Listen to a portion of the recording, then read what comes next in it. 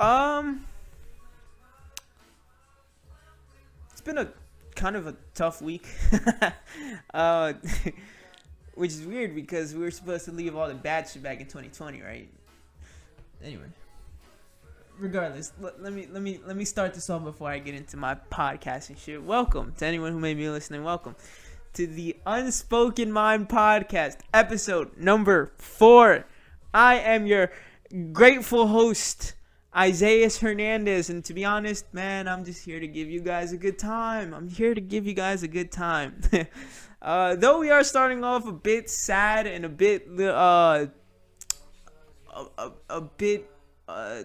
reminiscent, I'm still here to give you guys an entertaining podcast to listen to. So, yeah, beautiful Jersey night. Let's get into the shit that I wanted to cover this episode. I want to talk this episode. I'm gonna talk about the Eagles a little bit later on in the podcast. I also wanted to talk about that Chinese billionaire that's gone missing because he criticized the Chinese government. I think that's a very interesting story. And I wanted to talk a little bit about music. But before I get into music, I wanted to get into this music related topic, which is something that I that happened over this past week. On New Year's Eve, reports came out, or there was an Instagram posting of legend MF Doom transitioning, and when I heard it, I had I may or may not have gotten a little bit teary eyed. And it turns out later in the day it was confirmed. When the post first made its way to Instagram, it wasn't confirmed that it was true or not, or we weren't sure if someone in Doom's family passed away. His manager or people in his camp, they came out and they were like, yeah, MF Doom unfortunately passed away on Halloween of 2020.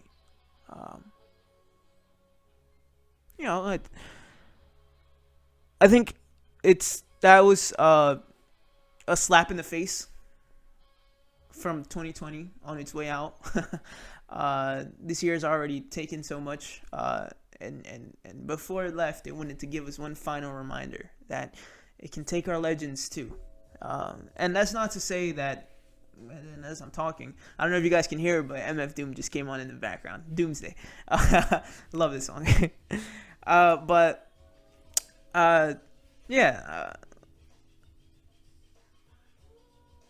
MF Doom was iconic.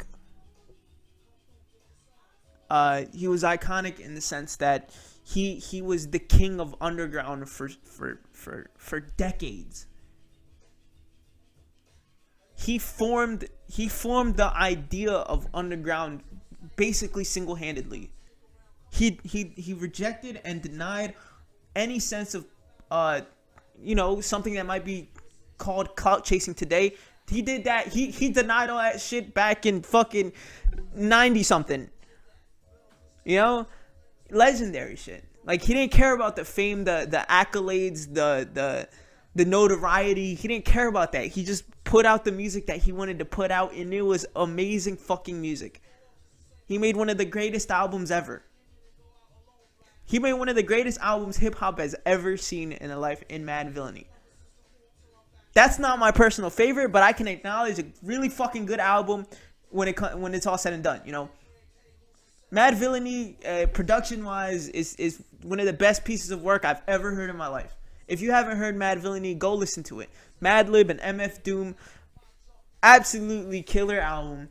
And I don't want to sit here and talk about it. I want you to go listen to it, right? But my personal favorite album from MF Doom was Food. It was it's a concept album, and it's a concept album of food, you know, like in today's day and age you hear like that sounds like YouTube rap, you know, what the fuck, an album about food, what are you talking about? But when you get into it, not only is Doom's technical ability better than 95 or 96 or 97% of rappers today, right? He incorporates these themes of food into like universal truths. Like, it's amazing. He sits there and he talks about loyalty and friendship and his life experiences of what he's gone through so far, the music that he's making, you know, real shit. That's what he's talking about, while all relating it back to food. And it's just a dope album. He's iconic for more than just his music, though, you know. His what's the word I'm looking for? His aura, his fucking persona, his alter ego of being a villain. It's fucking comic book-esque, and it's seen through his mask, through his comics, through the albums that he's released over the past year. I mean, over the years, like you could see it through his album artworks that like, you know, he was taking this comic book shit seriously. His music videos would consist of comic book clips, and it would just be voiceover, him rapping in comic book form. Like, that shit is legendary. He opened the doors to so much alternative sounds in hip hop. You know, someone like a legend like MF Doom passing away is a huge fucking deal. You know, it hurts me to the bottom of my fucking soul, and like, you know, part of me still doesn't really want to believe that he's gone. You know, he's done so much for the hip hop culture and people worldwide. Like, he's impacted so many lives, and Jesus Christ, it's like,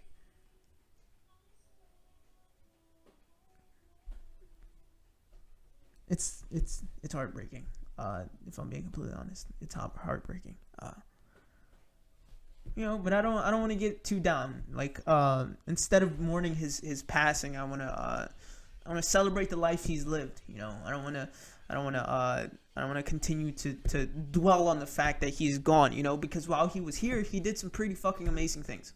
So, yeah, that's why I wanted to take time out of this podcast to talk about a little bit of his accolades. He's really one of the most consistent artists ever. You know, every project that he released, it wasn't amazing, and he has classics under his belt, but you know, they were solid, they were good. You can say what you want about his beat selection or his whatever, but I don't know. I think now that he's passed, people will recognize his greatness. Unfortunately, and you know, that seems to be a trend among hip hop these days, where people get more notoriety when they're gone rather than when they're here. And you know, one of the things that I didn't do while he was here is give him his flowers. So I wanted to give MF Doom his flowers before it was too late, you know. And maybe it was too late, you know, never know. And it's not like he would have heard this anyway. So rest in peace to MF Doom. Rest in peace to the villain, Victor Vaughn. What other fucking alter ego did he go by? Mad Villain. Rest in peace, man. I hope you're living it up and you're creating with the greats up there. Yeah, but anyway, you know, another story that I just read coming off, literally like just now, it was Dr. Dre, the fucking world-renowned producer, probably the best producer in the history of the world. He got a fucking brain aneurysm. He's in the hospital right now. And I don't know, hopefully I'm praying that he's okay, and I'm praying that he makes it out fine. But life is so fucking fickle, man. It changes literally in an instant. Who the fuck would have thought that two legends, literally not even within a week of each other, he can't be gone right now. Dr. Dre cannot be gone right now, you know. There's still so much that he has to do in his life. He's still very young. He's only in his 50s. Like, his career, one of the greatest careers hip hop has ever seen. No questions. This is not debatable. Objectively, from fucking his time in Compton to Eminem to Kendrick Lamar, Anderson .Paak, his business accolades and his business decisions, from beats to sell beats to fucking executive producing for many artists. He's a made man, you know, and things like this happen, you know. It's the real world.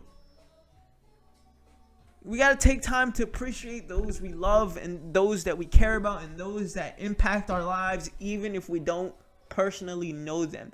Dr. Dre has left a stamp in hip hop, and he has forever changed the game. To Snoop Dogg, I even forgot Snoop Dogg. Like, crazy shit. Crazy shit. He has developed and engineered sounds of the West, sounds of the Midwest, and sounds throughout hip hop. There's no debating here, you know? He's in a fucking hospital right now. Are you kidding me? Life can't keep doing this to hip hop, you know? It can't just keep taking and taking without giving something in return. What the fuck? And that's why I say, like, I'm here for your entertainment, yes, but on days like this where tragedy, it seems like tragedy just fucking rolls over. What the fuck what else am I supposed to talk about, man? Prayers up to fucking Dr. Dre. I swear to God, if you die, I'll never forgive you. And I know it's a joke. I'm trying to lighten the mood here. Don't get on my ass. I know. It's a serious situation. Prayers up, man. And rest in peace to MF Doom. I could sit here and talk for days about MF Doom and his career and, you know, what he's meant to me. Growing up, I was a huge, you know, the first artist that I listened to when I was young and getting into music was Eminem, but he really opened the doors to people like MF Doom. And MF Doom, very early on, was one of the artists that I was really attracted to just because of his style, his aura, his fucking personas, you know, the shit that I talked about earlier. All that shit, I was a young boy, I was a kid, I was like 13, 14 years old listening to that shit. It was the most amazing shit I've ever heard in my life. And it made me fall in love with the way he constructed words. Both him and Eminem. So I thank you, MF Doom, for your shit, for your ability to get me into music. And everything that you have accomplished in your life. Thank you. Rest in peace. Rest in power.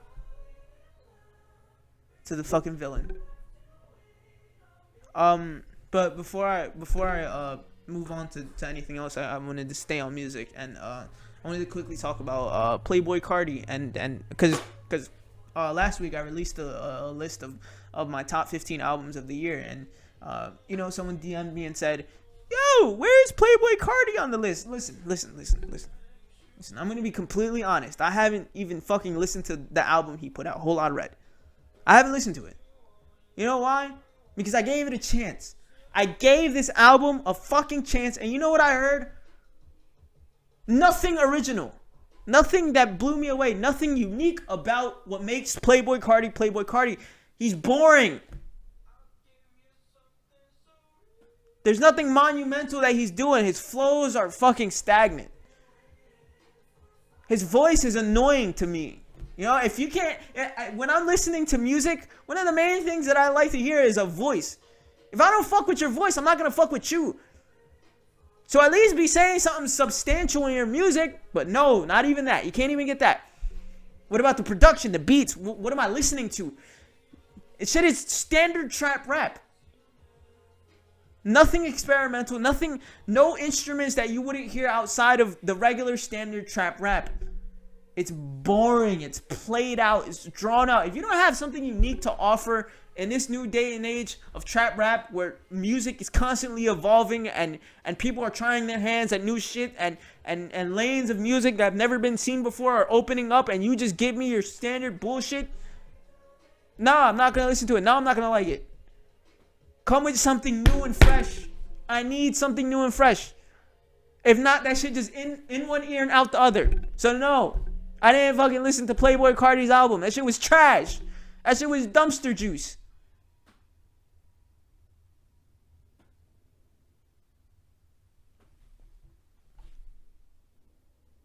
What else do you want me to say? You want me to sit here and lie and praise someone that made a shit album? I'm not gonna do that. There's your truth. If you're not doing something unique with your music, next. I don't got time to be listening to the same song over and over and over. And I'm not saying that's Playboi Carti, but it damn sure sounded like it. So nah, I didn't listen to his fucking album. No, I'm not gonna waste my time. All right, that's all I wanted to talk about music. Moving on from music. Okay, so I'm shifting gears here, right? So if you know, I live in Jersey, and I'm a huge Birds fan. Eagles for life. I only watch football. I'm not too sure about basketball. So Sixers, I root for you, even though I don't watch you. But still, you got my support.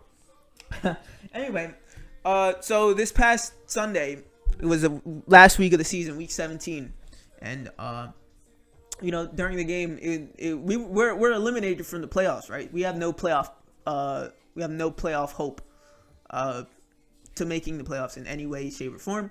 But you know, a couple of teams were banking on our game to the outcome of our game against the Redskins to see if they would get in. Redskins being one of them, and then the Giants being another, that they beat the Cowboys. And you know, Giants and Redskins, if Redskins won, if Redskins beat us, they would make the playoffs. If we beat the Redskins, you know, the Giants would go on to represent the NFC trash in the NFC conference. But you know, during the game, we ended up tanking. Like, blatant, obviously, like, Doug Peterson held out a middle finger to the entire fucking world and was like, fuck y'all, you know, I'm gonna do me. And he put in Nate Sudfeld third quarter, or fourth quarter, you know, with still hope. We were only down 3 points, you know. But you know, after that, a whole bunch of reports started coming out saying, like, you know, players were unhappy with the decision, and players went up and questioned him, and there were players after the game. There was a couple players that were on the field still at like 1 a.m. in the morning. Fucking, you know, there's been a quarterback controversy going on in the city for about a while. Carson Wentz basically said that, or there's been reports that Carson Wentz, his relationship with Doug Peterson is fractured, and you know, there's a whole bunch of bullshit going on in the city of Philadelphia when it comes to football. And you know what my one thing is? Jesus, this organization won one Super Bowl. We've seen success one time, and shit goes out the window.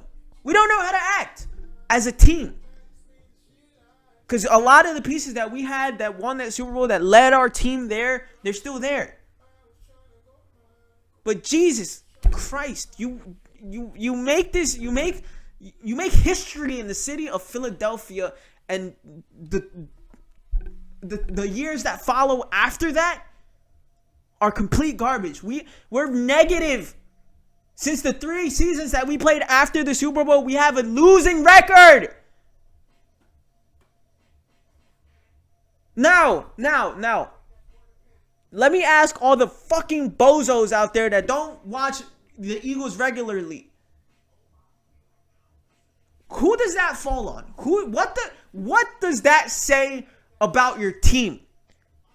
You can't put that blame on any one individual player, is what I'm trying to say here. And that's what they tried to do to Wentz this year.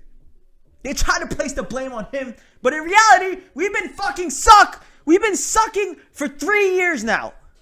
Who does that fall on? The coach! There is literally no other way to explain what has happened other than coaching. And then on top of coaching, shit drafting. In the last 50 players that the Eagles have drafted, one Pro Bowler, one. You know whose name is? Carson Wentz. And he's looking to fucking bounce. Dog, I'm lost. What is our owner, Jeffrey Lurie, doing? What is he waiting for here? If shit's not working, if shit is broken, you gotta fix it.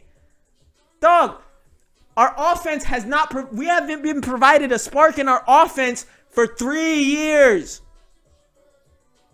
We've been trash. We've been dead in the water for 3 years. And I know we made the playoff 2 of them years, but really, we've been playing in an absolute shit division. So what does that really mean? What does it mean? Cowboys have been trash. So have the Redskins. So have the Giants. And the Redskins and the Giants, they're getting pretty good now. They've completed their rebuild, and we're on the decline. And we plan on bringing Doug Peterson back.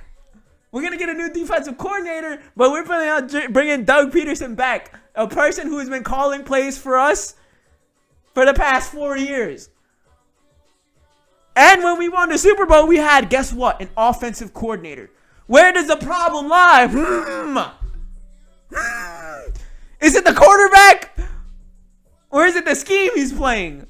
Yeah, if you ask me, there is no other explanation for being asked for 3 years in this league other than coaching. There's literally, you can't pinpoint one single player. Because Carson Wentz, if you look at his years past, this is the first bad year he's had. And people have taken this one bad year that he's had and they're blowing it up. They're trying to say that he hasn't been good at all. Last year he had 27 touchdown passes to only 7 picks. Before he got injured in 2018, he was 5-6, sure, but the team was playing ass, number one. And number two, he had 20 touchdowns and 7 interceptions again. I wonder where the problem is. And then to top all that beautiful, to top all that off, to put the bow on the gift for the NFL for the fucking 2020 season, you put in Nate Sudfeld at the end of the game. Even after you benched your fucking starting quarterback for a backup who's supposedly going to take his job. What the fuck do you think that does to the relationship between you and your new rookie? Come on, dog. Come on. Cut the crap, Jeffrey Lurie. Where's the problem? If we bring back Doug Peterson again next year with absolutely no changes aside from the defensive coordinator, Eagles fans, be ready for another season of disappointment. Be ready for it. If we don't hire an offensive coordinator, be ready for another season of porous, fucking dog shit offensive productivity, as well as who knows how the defense will be, because we're going to have a new defensive coordinator, but we don't have cornerbacks anyway, so that's a whole nother topic. But I just wanted to talk about that now that the season's over, you know. Disappointment, trash, you know. Jesus Christ. And the organization as a whole, because Howie Roseman, you can't escape this either, you fucking bum. Yes, it's on you too for drafting a quarterback in the second round, passing up on DK Metcalf and Justin Jefferson, who's going to win Rookie of the Year. And so much more talent that we could have had, and you know, we've wasted. We fucking passed up on the talent. Free agencies the past couple years have been dead. We haven't made no moves. When we won the Super Bowl, guess what? Guess what happened in free agency? We made a couple moves that saved our ass. We got Jay Ajayi. And he was like the best acquisition we could ask for. I'm just a football fan. I've never played a snap of football. What the fuck do I know? You know? But, you know. uh, let me move on. So, sticking with football here in a little bit. I want to make picks for this upcoming playoff season, right? So, oops. Give me a second. All right, I'm pulling up the schedule right here. So on Saturday, 1 o'clock, Bills and the Colts play. Now, this game I think is going to be one of the better games of the entire wild card weekend. But I do think the Bills are gonna edge out the fucking Colts. But I'm not surprised if the Colts will win. Next game, 4:40, Seahawks and Rams. This one would be interesting. It depends if Jared Goff is back. For the Rams, obviously, for them to have remotely a chance, because if they go in with a backup quarterback, I don't think anyone's gonna. They're gonna be anyone anytime.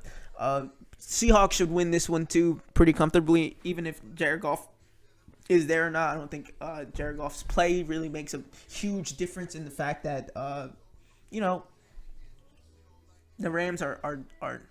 I mean, I don't think Jared Goff's play makes a huge impact on the game itself. I think Russell Wilson has enough in the tank to beat him out. And then the final game of Saturday is going to be Bucks and Washington. And I think the Bucks should win this one pretty clearly. Even though Washington has a stout defense, I think the Buccaneers should win this one pretty easily. With Alex Smith starting and so many injuries that's happened in his career, he just doesn't look like the same quarterback mobility-wise. So, while I think the defense of Washington versus Tom Brady and the Bucks is going to be an interesting matchup, I don't think Washington can generate any type of offense against Bucks defense to really put points on the board unless Washington's defense has a couple of turnovers. But playing Tom Brady, do you really think that's going to happen? No. So I think Bucks should win that one comfortably. And then moving on to Sunday's games. So the first game on Sunday is going to be Ravens and Tennessee. That's going to be a good-ass game. I don't know who's going to win this one. This is a toss-up. I'm going to go with the Titans here just because Derrick Henry, I don't think the Ravens will be able to answer for Derrick Henry. And once the Ravens fall behind in a football game, it's really hard for them to come back because they're such a run-based team. So I think the Titans pull that one away. Then the next game is the Bears and the Saints. I think the Saints should win this one pretty easily. I don't think the Bears are really good in any. I think they're pretty average at both positions, both offense and defense. Especially with it doesn't matter who you have in there, whether it be Mitch Trubisky or Nick Foles. I think in the end they're gonna lose. So I think Drew Brees and the Saints pull ahead. And then the final game of Sunday and Wild Card Weekend would be Steelers and Browns. Now these two teams literally played last week too. Who's going to win this game? I'm going to take the Browns winning their first playoff game since the fucking start of their franchise. I'm going to take the Browns on this one just because I don't fully trust Big Ben and the Steeler offense. Their run game is really lackluster as well as their offensive line. I think in matched up against Browns defensive line, Myles Garrett and company should have a big game against what's really been a subpar offensive line all throughout the season. But yeah, those are my football picks. So I got to recap. I got Bills, Saints. I got Bills, Seahawks, and Bucks Saturday, and then I got Titans, Saints, and Browns for Sunday. Let's see how I do. Hopefully I'm 6-0 and I get all of them right, but who knows? All right, moving on from football. I wanted to talk about Chinese billionaires. So if you don't know, there was a story that was released this past week about a Chinese billionaire who spoke up against the Chinese government. And basically, to paraphrase what he said, he was basically like, yo, we're really living in the past with this fucking government. Like, this government needs to update. It's basically what he said. And and since his comments, no one has seen the man, no one has heard from him. There's been speculations of the Chinese government taking him out, him dead or him missing. But I've seen a bunch of stories. Some of them said that he's laying low just to make sure he's out of the government's radar, and others have said that he's been captured or some shit like that, where he's dead. This brings up a lot of interesting questions, like when stories like this break. I just gotta look at the U.S. and the U.S. uses these stories to be like, look, this is why we're the best country in the world. This is why.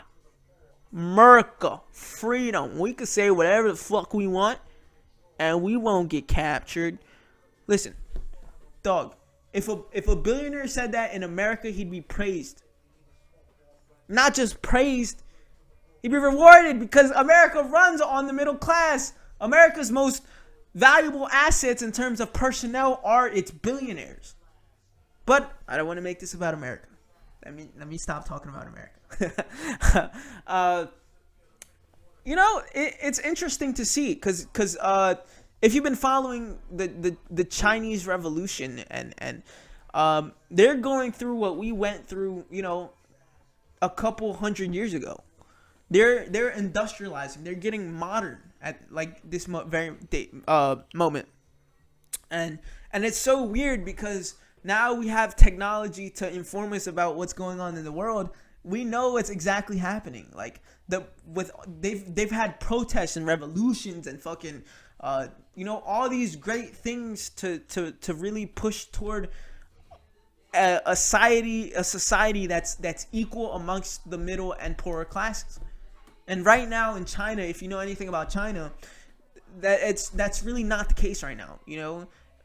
Not only are a lot of the middle and lower class oppressed, they barely have any rights to really live, or they're not making livable wages. It's not. They're living in very impoverished and inhumane conditions right now, because of the revolution that's going on currently. Because of the modernization, they need the workforce has to be the people who step up to the forefront and lead that. But if you don't adequately take care of these people, it all falls to shit, and you can't continue to move on from the spot that you want to. And this Chinese billionaire that has made, he's a billionaire. He's one of the richest people in the world. He echoed those sentiments, and I really applaud him, because China operates on the system that they don't want people speaking bad about their country either, or their government, the way they run shit. It's very egotistical the way they run their government. But I think it's a really cool story. I'm going to definitely keep tabs on this, and hopefully next week there's more details about this. But yeah, I think it's a really, really cool story. But other than that,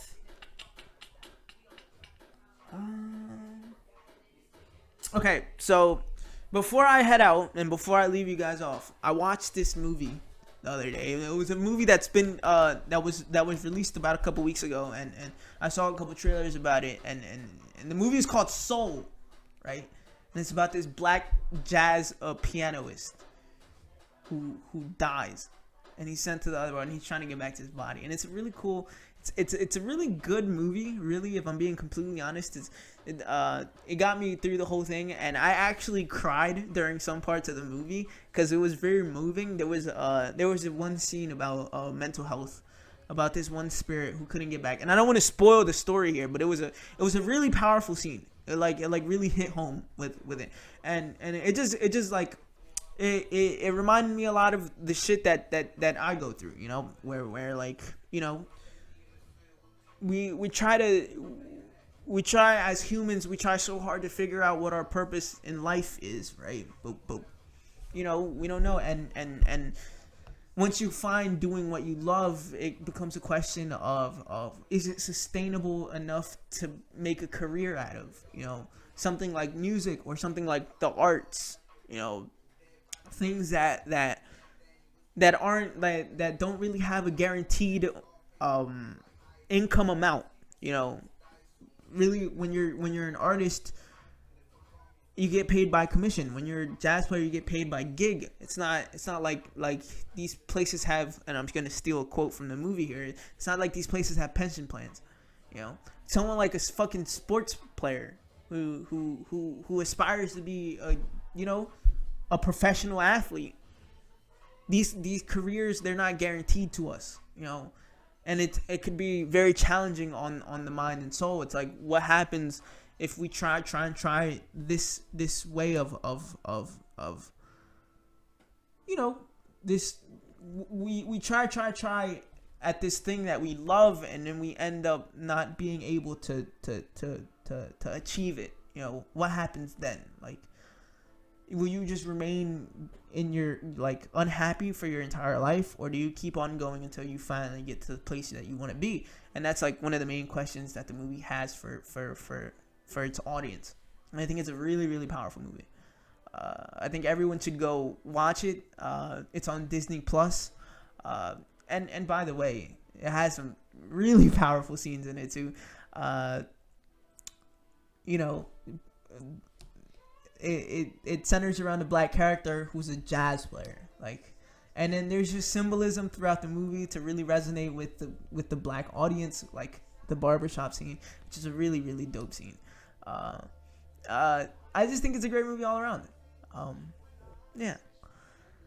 But other than that, I think that my time here is up. I think this is a really good episode. And I really, really enjoyed this episode. Hopefully people get to see it, and hopefully you stay this long. If you stayed this long and you're not subscribed to my channel, what the fuck are you doing? Subscribe to my channel, dog. And give this video a like, a thumbs up. The fuck? I should smack this shit out of you. I'm kidding. Yeah, I think I'll leave you guys off. I hope this podcast in itself was entertaining, and it was informative as well. I hope that I was able to put a smile on your face at least once. I hope that I was able to alter your thinking in any way, shape, or form. I hope that I was able to provide a friend when maybe you need a friend, or maybe you need someone for there to be on. I hope that I was able to give you news maybe that you weren't expecting to hear today. I hope I gave you some sort of inspiration to maybe look toward the things that you like doing. Yeah. You know, before I go, one of the things that I realized over this my stay at this country, which has been 19 fucking years, 20 years now, part-time jobs are a trap, man. Part-time jobs are literally made so that we can get kids into the workforce and work to the work thing early on, and as early as possible, as early as 16. You know, that's when you can first get your job legally. And I'm not talking about the people who need to do it for necessity, because listen, believe me, I had my first job in middle school, dog. It was out of necessity. No, we need to put food on the table. So I completely understand the people who fucking work that early on to provide support for their family. But you know, if you're someone who is pushing your child to get a job at the age of 16, 17, 18, I think that's very, very wrong in terms of it's not wrong. I think it's not ideal for someone who is looking to who maybe wants to do something else. Maybe they don't want to spend 8-9 hours at fucking Target, just to earn $12 an hour. And the money, when you're younger, the money seems like a lot, but then you spend years here. There's very few people who get a job and they stay there for a couple of months, like we say. People stay here for years and they just get trapped because the money, it seems like it seems okay, but it's not really okay because you know, there's so much more opportunity for more, especially when you're young. So I just wanted to give that piece of advice off. If you are looking to get a job at 16 years old, 17 years old, my advice would be don't. My advice would be to hold off on that for as much as you can and continue to do the things that you enjoy doing. Listen, money will come. That is a fact. Money will come if you find the thing that you love doing and you continue to do it. But anyway, listen, this is over 40 minutes. I don't even know if people stay this long. I gotta go. I'll be back here next week. I absolutely promise that. But for now, take it easy. Take care. You know, your life can change in an instant. So take full advantage of that shit. Grab that shit by the balls. And I'll be back here next week. I promise. Till next time. Like, comment, subscribe. I'll see you guys next week.